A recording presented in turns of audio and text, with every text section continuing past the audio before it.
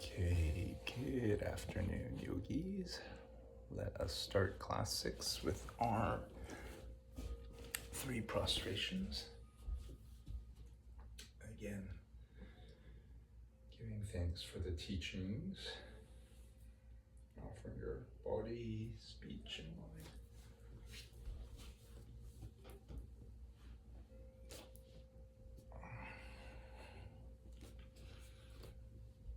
And also requesting for the body, speech, and mind of a Buddha.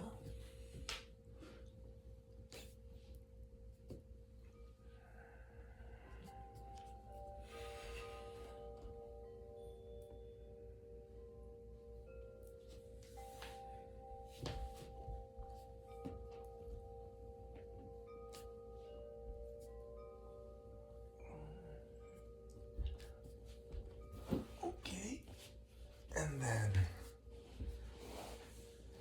continuing with our opening prayers.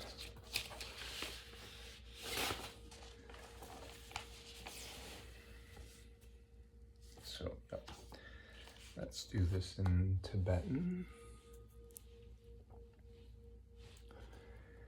Sashi Puki Jukshin Meitong Tram Viram Lingshi Yende Genpa Di Sangye Shindu Mite Uwargi Drogun Namdak Shinglang Dupar Sho Idam Guru Ratnam Alakam Yirtayami.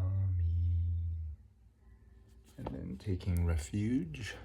Let's do the first one in Tibetan, the second one in English, and the third one back in Tibetan. All right.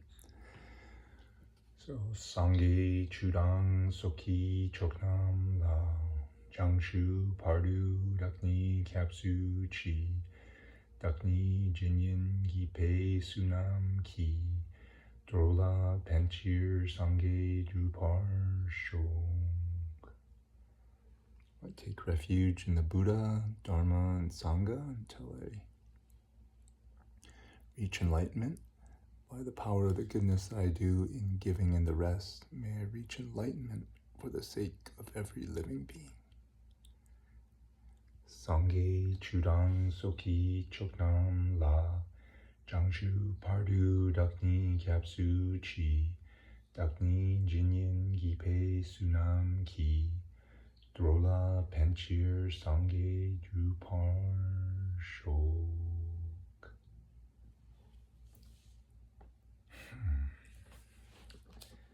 I am glad to be sharing this class. Otherwise, I would probably be moaning and groaning and complaining. There's our student there, fellow student.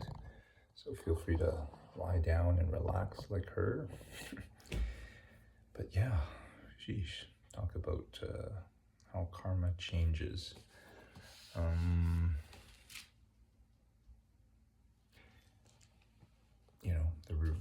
Always want to start with a review, and last class, the main topic was, how do we know Buddha was a totally correct being? And, the answer is that he taught the way we know it is because of the first noble truth that he taught, that life is suffering. The other 3, that life is, cause of it is our ignorance, seeing things as existing self-existently, that there's an end to the suffering, that there's a path to the end of the suffering, are 3 other noble truths, but ones that, we can't say have witnessed. Have you seen, have you been able to see a Buddha yourself? Someone who's ended all their suffering? Can you confirm that the path all the steps to get there will help you get there? And can you say for sure, that us seeing things self-existently is the cause of suffering? Those are things that we can't say we can truly validate with our five senses. Right? So, but the one thing that we can, is that life is suffering. And this morning, it's definitely has been the experience of that for me. Where do I start? Well, I can start a few days ago. It didn't seem to be that way. Enjoying preparing for this class. Later in the day, get to do what's been really fun and exciting for me, and it's playing tennis. Got to finish my work, head down to the court with my new partner, because my previous singles partner hurt his arm. Just perfect weather now in the springtime. The court that we go to, one of them is the best one, doesn't have any cracks in it, and it was available.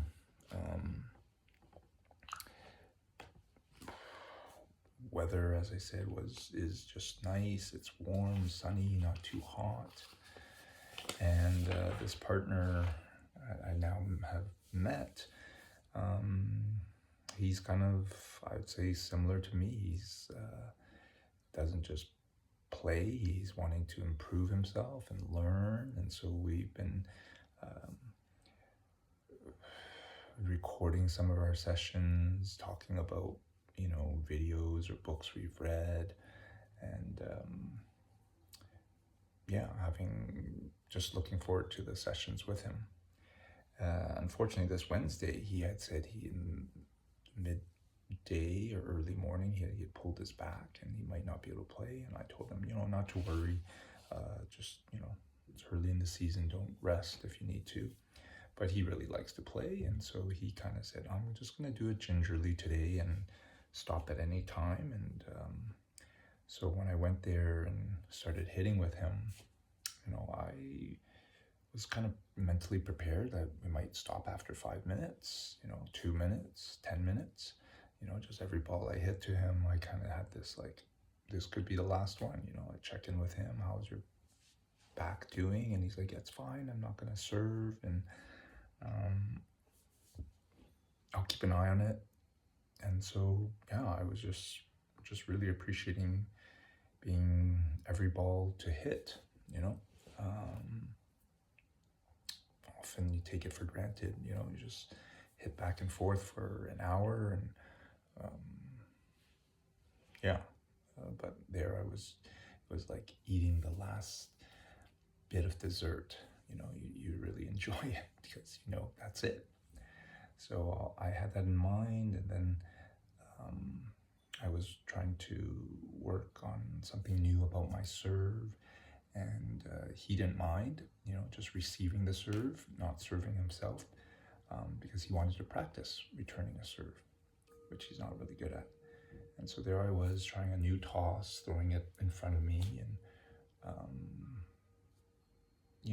I think I missed obviously some, but then I started getting the hang of it, and then started just serving really well, just getting most of my first serves in, and when I would get it in, we'd play the point, and I was hitting really well, and just everything was in the flow. We finished the session without being exhausted. Sometimes I've in the past kind of played past when I should have, and you're all sore and tired, and then really sore the next day or two.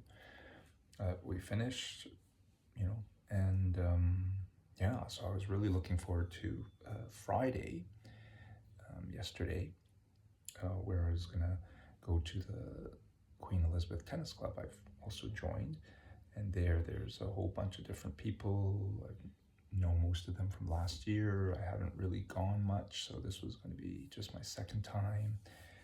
And, I'm sure on the back of my mind, I was going, I'd like to, them to see my new serve and see how well I'm playing and see how well I've improved.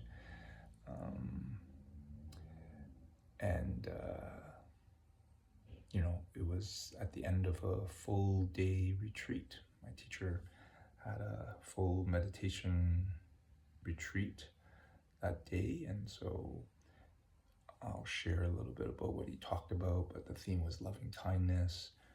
And by the end of the retreat at 5, I was ready, more than ready, and excited to go to play. But a different experience. I was really hungry, so I ate before I left, and didn't digest it too well. My stomach was feeling a little full. Get up Queen Elizabeth. It's sunny, but it's a little too sunny. It's a little hot. Everyone had been there already, and they've kind of warmed up. So I didn't get to warm up as much. Played well in my first match. And then the second one, it just suddenly was like, make a mistake on something that was an easy ball to hit, make the same one, then start kind of going, what the heck? My serve, which had been going so well on Wednesday, even in the first match, suddenly is like not working, would be a good way to say it. You miss 2 serves and you lose a point, and I was doing that. Starting now to feel bad because I'm starting to lose, not just for myself, but it's double, so I'm losing for my partner. And then I've seen this pattern happen to me. It's actually one reason why I kind of stopped playing competitive tennis, I would say, when I was younger. Then you try harder, and as you try harder, and your body gets tighter. And if you can just, whether you play racket sports or not, just know that the angle of the racket hitting the ball can be, if it's off by just a few degrees, can send the ball way out of the court or into the net. So, if you see someone play really well and it looks really easy, it's when they're in the flow, their mind and body is calculating the way the ball is coming and the way they're going to swing the racket. Once you get tight, and you start thinking, things can go off. And that's what it did. And then the harder you try and the more you stiffen, the worse it gets. So after that next match, I was exhausted. Probably more mentally but I felt it physically. Okay, hold on, there's my student wanting to leave, not enjoying the story maybe.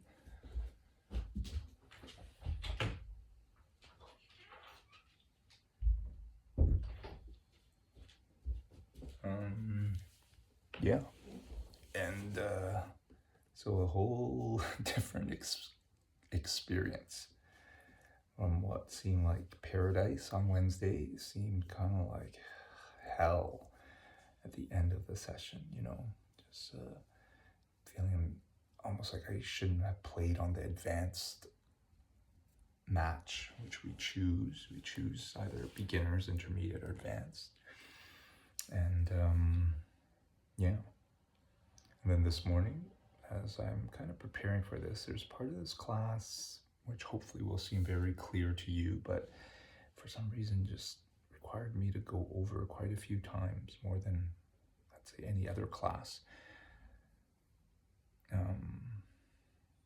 My mom calls, and though I've shared the story about what happened and how it makes me feel, and I feel like I've kind of accepted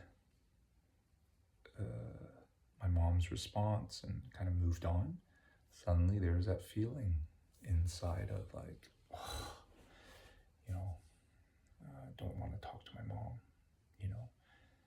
just suddenly my heart closes, which funny enough is, as I said, was a theme of yesterday's full day retreat, loving kindness. And there my teacher's saying, just observe how quickly your heart can close to people.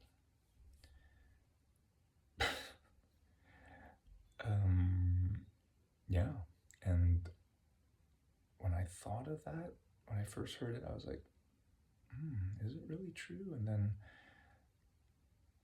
I'm like, now as I tell you, I'm kind of going, yeah.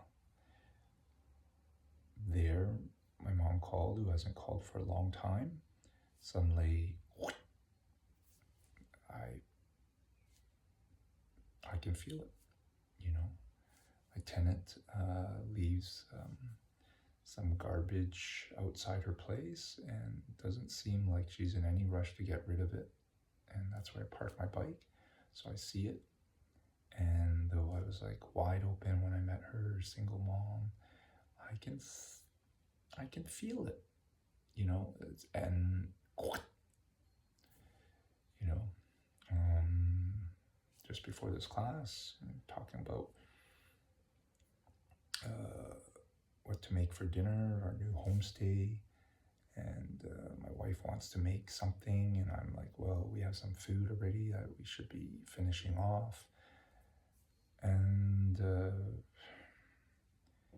suddenly her voice raises, and then yeah. And what the amazing thing is? I didn't choose to. I don't really want to have my heart closed. I don't want to feel bad and upset and angry, at myself for tennis, or at my mom, or at Susan. This to me, and hopefully to you, is kind of like a sign of how we really have no control. It's a beautiful day. I don't have a lot of work. I'm gonna just finish it off and hopefully have some free time. But yeah, it starts off feeling like just uncomfortable, not so good karma. Which luckily, as I'm preparing for this, reminds me that what goes up goes down. The uncomfortable bad karma I feel I am now receiving is just things I've done to others. That's like weeds in my garden just sprouting up. And as much as I'd like to not have that happen, as I said, these feelings are not, it's not like I'm deciding to. I'd rather not be unhappy and upset, But that's what I feel. And what I used to do is kind of, try to find other things that would make me feel better, One thing would be doing work. I now understand why there's workaholics. I used to talk to Georgina, and, after a family trip, even sometimes after a weekend, and you have like a particularly challenging, emotional weekend, it's a relief to go back to work, to go do something that you're good at, that doesn't snap back at you, that doesn't push your button, doesn't close your heart, that you feel like you have some control over, competent at. Yeah. So why am I saying all this? Because this validates for me that life is suffering, as I started the example with what is pure pleasure and bliss on one day is pain and discomfort and, on another. And maybe you've had the same. Or maybe you're riding a wave of wonderful karma, Though my teacher was just saying that, if any of us are, if you're watching this, for those of us who are in his retreat, he kind of admitted something that I kind of nodded my head with. It's like, you've probably all suffered enough to want change. And so, yeah, this is why it's nice to have this. Why people go to church, once a week, just to hear the reminders. Student is returning.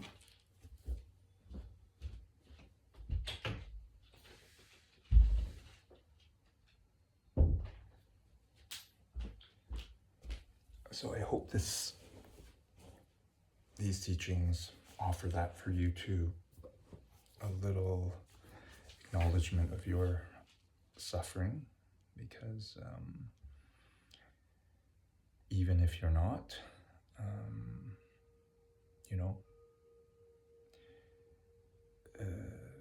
it will come. Yep.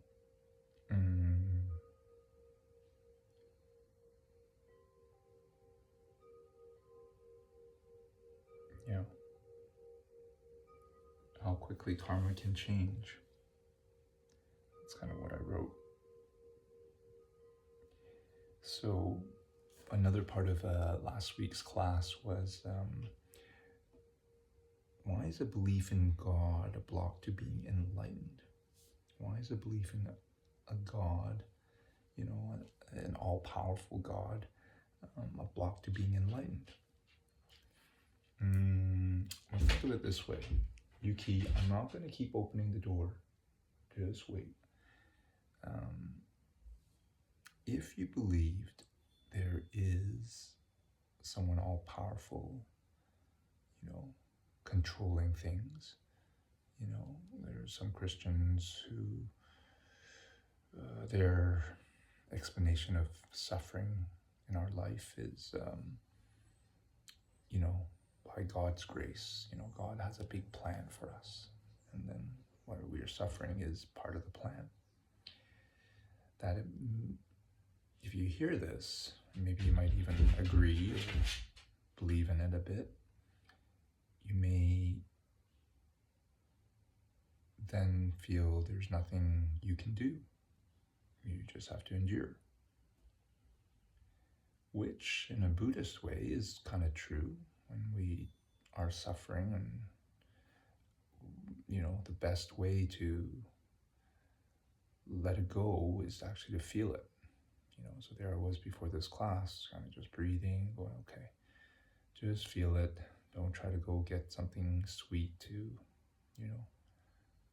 cover it up. Try to find something else that will be not make you feel what you feel. But the Buddhist, explanation of karma is that, if you recognize that this is something you did to others, say, for example, being yelled at again today by my wife, it should remind you to be extra vigilant to not do this going forward if you really don't like that feeling. I don't like the fact that my mom didn't apologize. I think that's one reason why my heart's like, and that's going to remind me to apologize, even if I don't think I did anything wrong, but I might have hurt someone else. So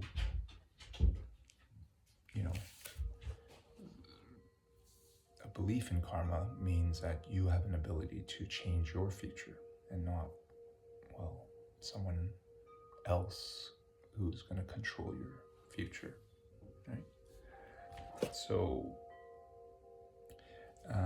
but it's also a good point as I let student out. Are you going out, Yuki? Come on. Are you going out?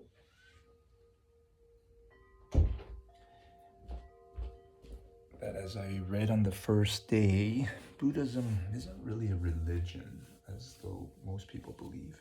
It's really a belief, belief in the natural law of things. That I love this TikTok, which maybe you've seen, my wife had shown me, that you can be a Buddhist and be a good Christian. You can take this belief of karma and apply it to, your faith. That yes, God has a plan for you. That you can also make sure you don't do what is being done to you. It's almost like one of the things Jesus says: "Do unto others as you like to be done to you." In some ways they're similar. They're saying you don't do the 10 commandments so you can go to heaven, so you don't go to hell.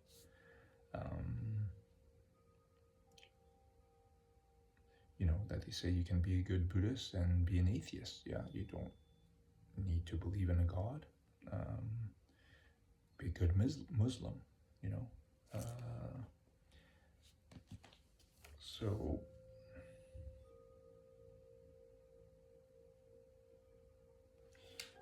that is another thing that we have reviewed. And so today's class is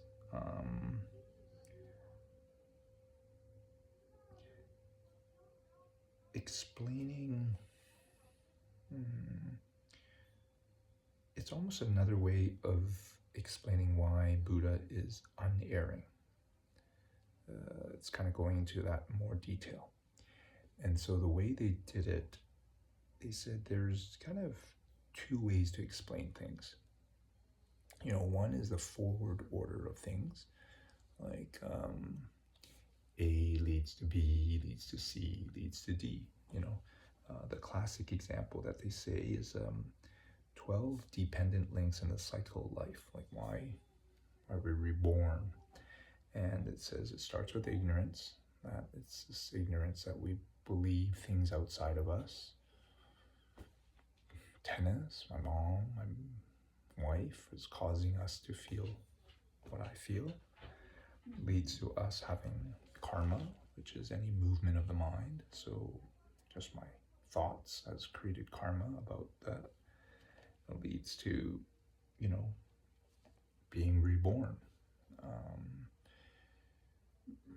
Our karma leads us to rebirth. And then there's 9 other links to explain how we exist in this cycle of life. So the reverse order explanation of things would be explaining, how did Z happen? Z happened because of Y, because of X. Like, what caused how do you create a nuclear bomb? It's because of these two parts, because of kind of you work backwards. And the classic example is that they say is, how do you stop death? Stopping death is, a step before that is grasping at death. If you have grasping, you have desires right before you die, that will lead you to death. So you have to stop the grasping, stopping desire for this life, things of this life, just before you die, because that will lead you to a rebirth in the desire realm. Right? So this main part of the class And what caused me a little bit of trouble is that it says it is the forward order explanation of why Buddha is unerring, why he is correct. But as many times as I've reviewed it, it feels like it's the reverse order. It's kind of explaining backwards. So you can listen and decide. I don't really think it, the technicality of it matters. More the explanation of the reasons is what hopefully makes sense to you and you understand. Okay, so the quote that I had put on the email, the body of the email, is again by the grandfather of logic, Master Dignaga, who wrote the very first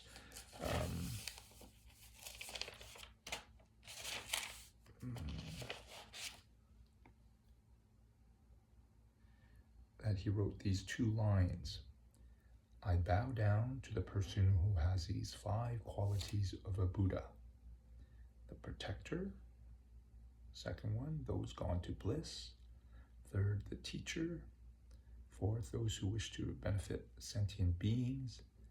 And fifth one, those who have turned into persons with valid perception. So you can take a look at the email again, but we'll basically be explaining these 5. So kind of starting with that last one, the quality of those who have turned into persons with valid perception.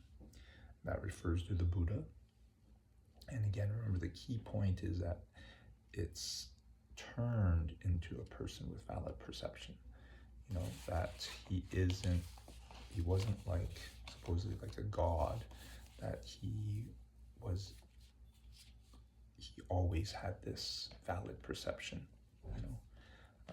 that he had to, through developing, through growing in each rebirth, that he grew to the point where he was omniscient, where he knew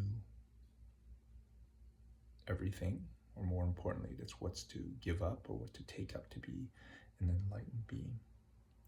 So this is the first point that we're trying to explain. Why is the Buddha a totally correct being? How did he have that? And just as an aside, they're saying one of the reasons that there might, one of the reasons there supposedly isn't a God is that, God that's omnipotent, all-powerful, would be an unchanging thing, something that doesn't change.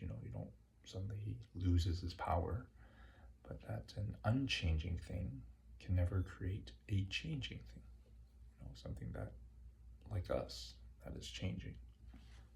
Because if we're changing, and he's omniscient, knowing everything,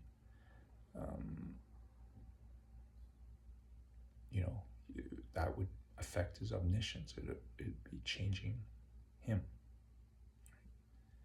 So, anyway, how is Buddha a totally correct being? How do you know? Well, that's why I started the class as a review of last week's class, which is saying that we know because we have the experience that life is suffering. And that if it's not suffering for you physically now, or mentally, or emotionally, spiritually, you can see that we will get old, people will get sick, people will die, no matter what they do, no matter how healthy they are, no matter how well they take care of their bodies, no matter how much money they have, When they die, they can't take anything with them. Nothing that they've worked their whole life for, You can be a workaholic, you can be the top of your profession and service. Some people take care of their families and they're the best mother, best parent, but you're not going to take your kids with you. They can be beside you when you die, and they won't go with you. So that first noble truth is how we know, Buddha is a totally correct being, because he's the only one who kind of described that and describes it perfectly. Right? So that is explaining kind of the fifth point. And so the commentary by Master Dharmakirti, who did the commentary on Master Dignaga's these two lines, he's saying, how do you know he is, it says, consider the teacher. He became totally correct because he is the protector. So how do you know he is the protector? Well, he is the protector because what is he protecting us from?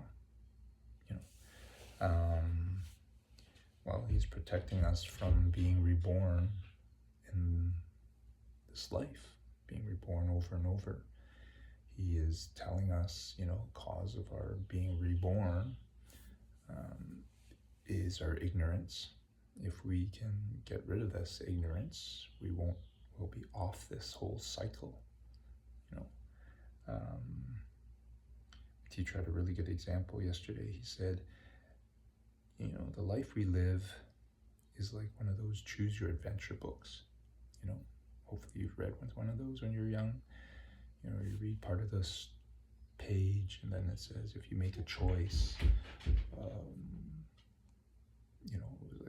I remember reading one about dragons, Dungeons and Dragons, and I was like, oh, if you decide to go into this tunnel, turn to page 45. If you decide to walk backwards and find a different way, go to page 62. Turn to page 45, it tells you a bit more, it gives you another choice. Right? And that is the life we are living in. Every choice you make, you're making time now to listen to this. I'm making time to speak into this, read this, meditate. It's going to lead to a different life. Well, when we are a Buddha and we're enlightened, we're completely off this choose your adventure. Because, in this adventure, they suddenly can lead to, you go through the door, and there's a dragon there, or you go backwards and there's a monster behind, or something nice at you, some treasure that you want to get. So you're completely off this cycle of karma. But he's a protector because he is going to give us a chance to get out of this cycle. And the way he does that, only way he can do that, is by teaching. If he was able to, as an all-powerful being, get rid of our suffering, he would have already. This is one of the main kind of questions one can ask for those who believe in a God. Why hasn't God helped you not suffer? Why not get rid of war? Get rid of all the suffering, children dying, starving. Why does that have to happen?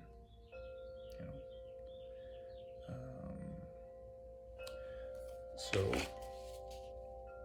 he is a protector because he can teach us.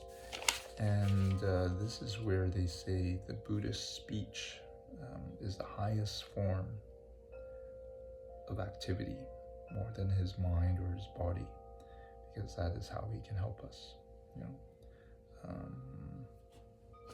So he's a protector because he's teaching us the Four Noble Truths and everything else he's teaching. And then, to explain the third quality, those gone to bliss, it says, consider the teacher. He is a protector because he has gone to bliss. So what does gone to bliss mean? that he has, he's gone to nirvana. What does nirvana mean? A place. It isn't a place, so-called, like, you're going to a different continent, but it is where one no longer has any mental afflictions. None of those 84,000 mental afflictions affect him.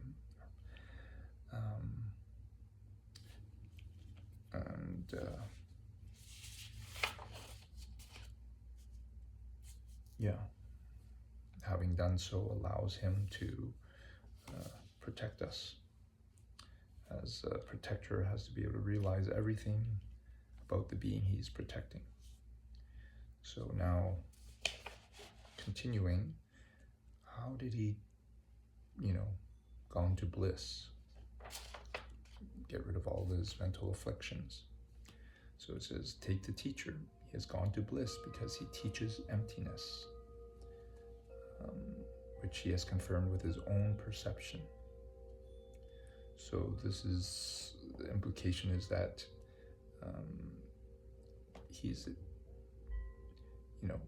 he has himself seen the direct perception of emptiness.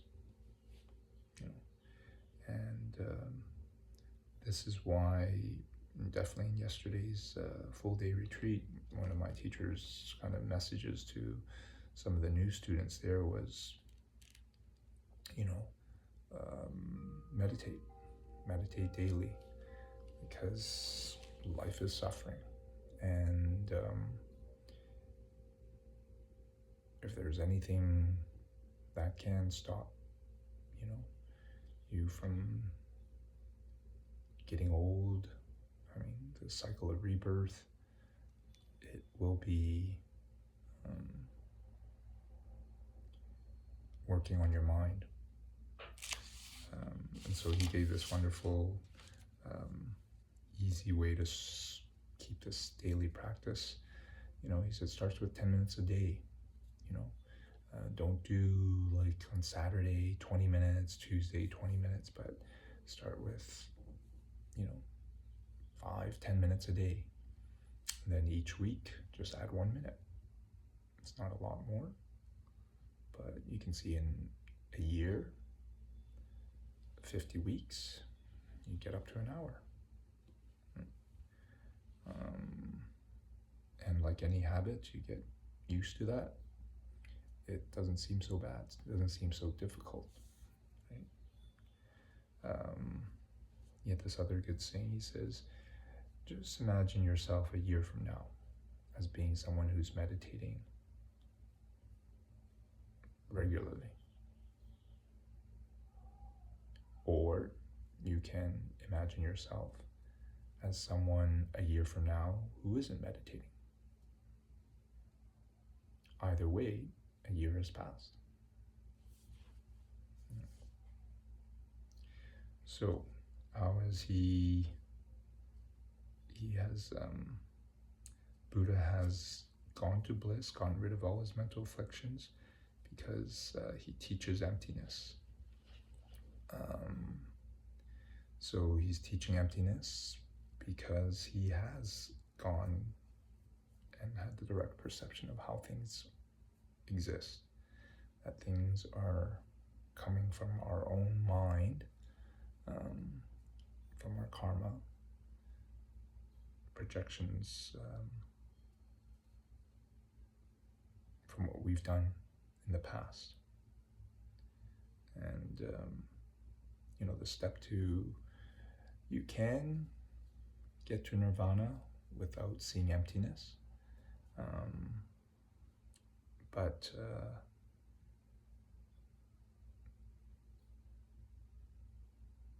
seeing emptiness is definitely the path to leads you to getting rid of all your bad qualities. So the last quality that they're trying, Dharmakirti, Master Dharmakirti is trying to prove is that how do you know he's a teacher of emptiness? Well, he's a teacher because he has great compassion. And so this great compassion really means a desire to help all beings. This, they say, is the primal cause of Buddhahood. You know, to be a Buddha, that's what you need to start off with first, you know, and that the Buddha, having this compassion, led him to teaching emptiness, which led him to, you know, you do need a lot of good virtue to see emptiness. So teaching it gave him the virtue, the karma to see emptiness himself. And after seeing emptiness, led him to getting rid of his mental afflictions, which after he got rid of all his mental afflictions, you know, was able to teach the Four Noble Truths. So great compassion, they say, is the root of being a Buddha.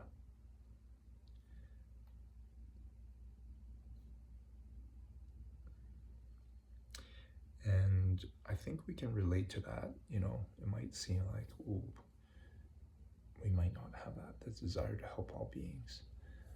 But I would say that the more you kind of look at the suffering you've had in your life, the more you may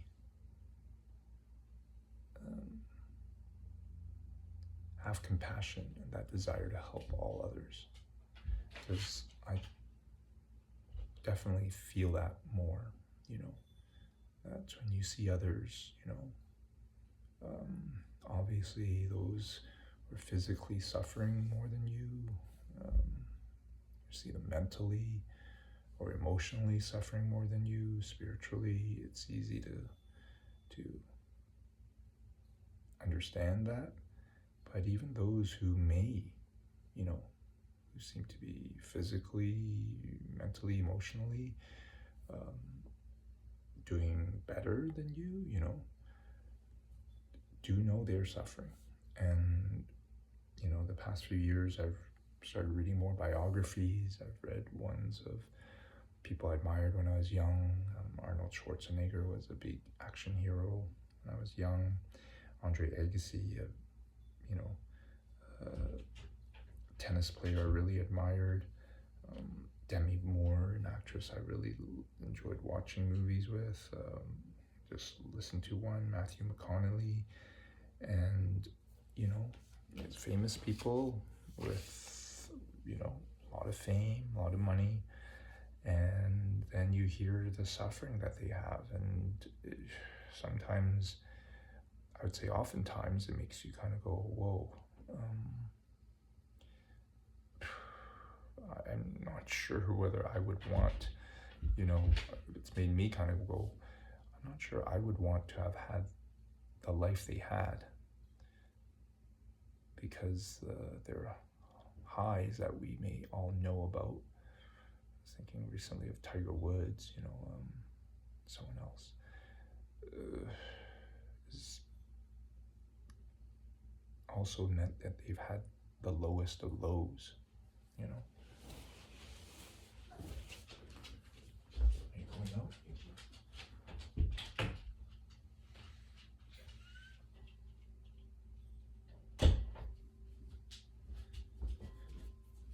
So, yeah.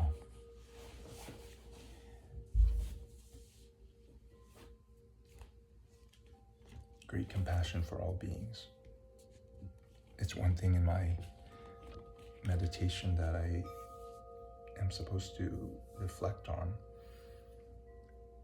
And as I shared with you, you know, a few classes ago, you know, you think of those you really care about, those you really love, whoever they are, however in relation they are to you, whether they were a parent, grandparent, family member, relative, friend, lover, ex-partner.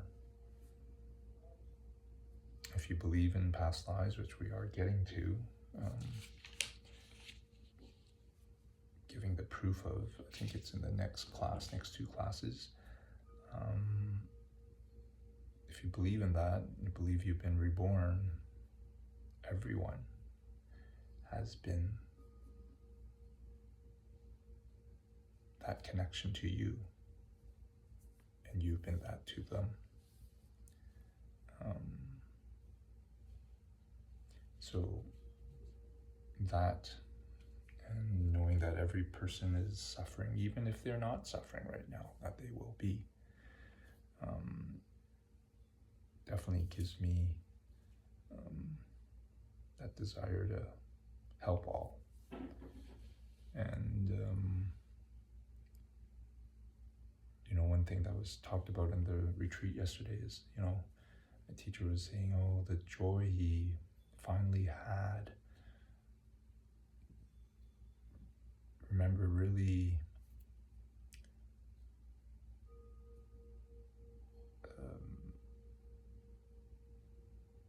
viscerally in his body was the time he helped a fellow student, at the end of a super long learning day at 2 a.m, who forgot her keys, and they're in the desert, and there for an hour he was trying to help her get the, open the car to get the keys, and how when she left at 3 a.m, an hour later, how he had this just wonderful feeling of, peace and happiness. Not just because he helped somebody, but because he didn't focus on himself. And I can definitely relate to that. If there's an example of, if there's a reason why I would say, why did I feel, to not have such a great experience last night playing tennis? It was because I was focusing on me. And there on Wednesday, I remember going in and remembering that,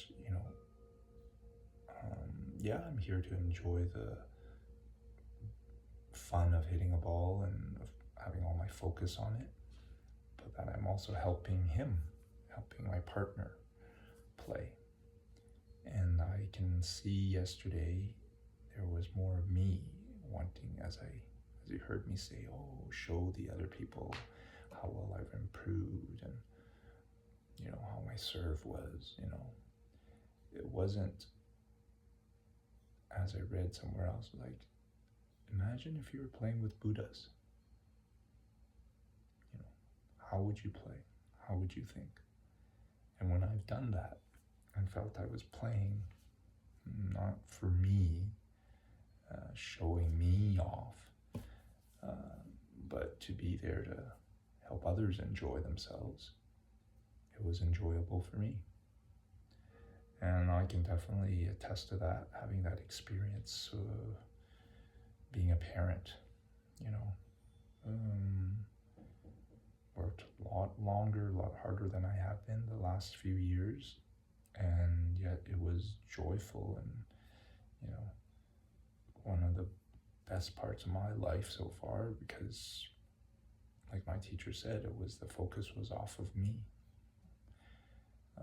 It's certainly nice now to have time to think about, what do I want to do? But for most of the years when the kids are growing up, it's like, okay, what are they going to eat? What are they going to do? What about bedtime? How are they feeling? There is, in my mind anyway, always the desire to think about what they need, because they can't take care of themselves. So, bodhicitta. I'm kind of sharing that because that is one of the 3 principal paths to enlightenment. That is desire to reach enlightenment, not just for ourselves, but to help all others. And that they say without this, you can't reach full Buddhahood. You can get rid of your mental afflictions, but you cannot have omniscience. you know, and that if you don't have this desire to help all beings, you can be in this blissful place in nirvana, but it will only just be a temporary place. After all the good karma runs out, you will be reborn in a hell being. You know, I think there's a little description of that in the next course about karma. And so, you know, one of the qualities of Buddha that's not mentioned here is that, you know, he has an ability to help, you know, he has the power to help by teaching. He knows what to teach, but he also has this love of teaching, a love of helping. So one of the two things they say that is needed for bodhicitta is compassion, to remove the suffering from others, and love, to give happiness, to give what people really want. And for us, for others, it can be something physical, can be some money, things, protection from things that they are fearful of. But, you know, as much as I want to help others, you know, I heard my teachers say this often, it's like just like the Buddha, you know, how can they help us? Most by teaching. And so, yeah, hopefully I will be able to continue to do this.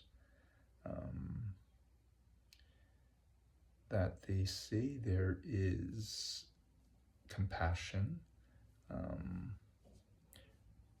an enlightened being. They call holy great compassion. And you can only have that if you are a fully enlightened being, where you don't need to think about it. Everything you do is that. But for those who are not enlightened, great compassion is two kinds. One is to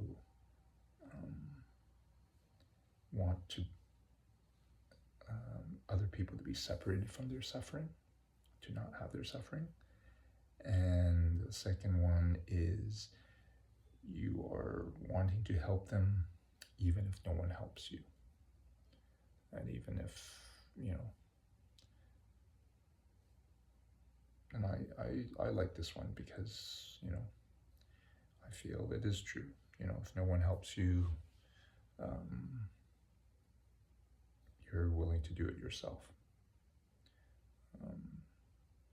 Yeah. I felt I did that when the teacher stopped teaching these courses. I kind of just continued learning. If nobody listens to this class because you're busy or whatever, I'm still going to share it. So maybe the last thing to share is there is this school in Hindu in India at the time, the Charvakas, Charvakas, that they argued, you know, they believed that there is no past and future lives, and that they did not believe that this compassion, you know, the root cause of Buddhahood, which Buddha says takes millions of years, eons to develop.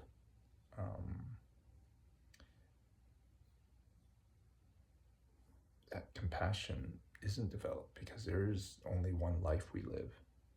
And because if, you know, the Buddhists say this great compassion takes many lifetimes to develop, then there really is no Buddha. So that's their, you know, proof in their mind. So the Master Dharmakirti countered this by saying, well, Charvakas, I hope you agree there is something called a valid perception, a sema, you know, valid perception we can have with our five senses or with our deductive reasoning, that Dharmakirti said, well, there is one who has correct perception, who knows, who is a totally correct being, and that is Buddha. And because he is the one to have described the truth of life, and that, how did this Buddha come to being? It's what we just went over in this class. That he is a correct being because he is a protector, because he is able to, through his teachings, get us out of this cycle of life. That he is able to do that because he himself has gotten rid of his mental afflictions. He has reached nirvana, and that he has done this because he has seen the direct perception of emptiness, which happened because he's taught emptiness. But then that the root cause of him teaching emptiness is this desire to help all beings. It's great compassion. So Dharmakirti is saying, that this great compassion is not something that just happens in one lifetime, and that takes many lifetimes to develop. So I will, and so that is the last part of the class. Sorry if I had a little more info, and as it was a little long last week, I won't end with a meditation this week, but I will just maybe echo the message my teacher said, that, many believe meditation is to help us be peaceful, be happy, joyful. The Buddhists say, yeah, that's some of the side effects. There's a lot more other ones, but that the real reason is that, we're able to harness the power of our mind, to focus it so that we can get off this choose your own adventure cycle of life. That every choice won't just lead to some other choice in life, but that we can eventually give up the cycle of karma and be in bliss and be omniscient, and be able to really, really help all beings, by teaching others, and that they do so by sometimes reincarnating as something, maybe this recording to you, or as those in your life that often the ones that trigger you, upset you, challenge you, and the ones that you adore and care about and love, they're all there to teach us and help us along our path. So I've included that calendar in the email because, if you don't think you have 10 minutes each day for something that will help in you being happy, then record everything you do for 1 week. This was an exercise we had in our teacher training that I asked everyone to keep track of, and track it every few hours. Just note what you did, in half-hour blocks. Keep the paper with you. And you should see that you probably have more time than you actually think. And that, like us in life, the times when we're unconscious, we go into our habits. And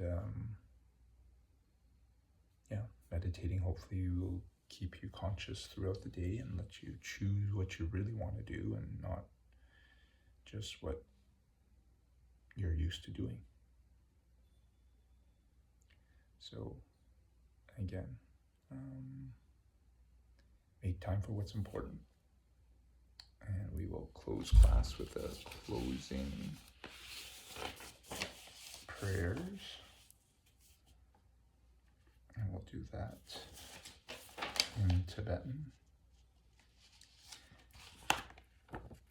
Gewa di kewo kun sunam yeshe zoksok shen sunam yeshe lejong wei dampa kunyi topan shok. And let's do right prostration to thank for the teachings. Offering your body, speech, and mind.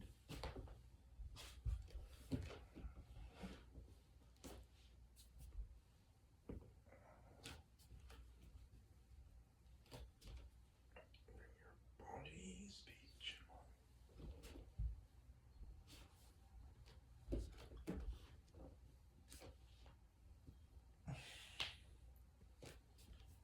May you and all beings have the body, speech, and mind of a Buddha.